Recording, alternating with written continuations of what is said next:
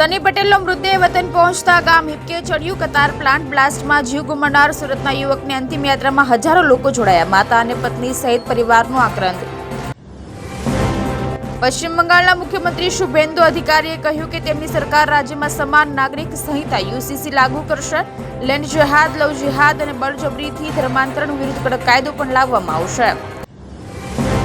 વેનેઝુએલામાં 4.9 તીવ્રતાનો ફરી ભૂકંપ. અત્યાર સુધીમાં 920ના મોત, 3000થી વધુ ઘાયલ. લોકો જાતે કાટમાળ હટાવીને સ્વજનોની શોધમાં લાગ્યા.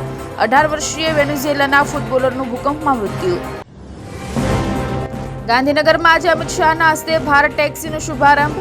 પીએમ ફેમિલી કેર ટ્રેકરનું કરશે લોન્ચિંગ. 2 દિવસીય પ્રવાસનું સંપૂર્ણ શેડ્યુલ જાહેર.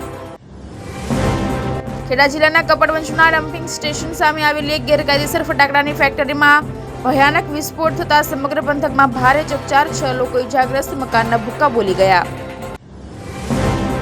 એમપી ઝારખંડમાં વાવાઝોડા, વીજળી પડવાથી 16ના મોત. ઉત્તરાખંડમાં ઘર શાળાઓમાં કાટમાળ ઘૂસ્યું. વાહનો તટાયા. યુપી, રાજસ્થાન, હરિયાણામાં તાપમાન 42 સેલ્સિયસ. દક્ષિણ આફ્રિકાના પૂર્વ રાષ્ટ્રપતિએ હરિદ્વારમાં પૂજા કરી. સિદ્ધપીઠમાંથી નવેમ્બરમાં યોજાનારી ચૂંટણીમાં જીતની કામના કરી. પહેલીવાર ઉત્તરાખંડ આવ્યા. પીએમ મોદી સેશેલ્સ રવાના. 11 વર્ષમાં બીજી મુલાકાત. રાષ્ટ્રીય દિવસ સમારોહમાં મુખ્ય અતિથિ તરીકે હાજરી આપશે. અહીં દર 8મો વ્યક્તિ ભારતીય મૂળનો.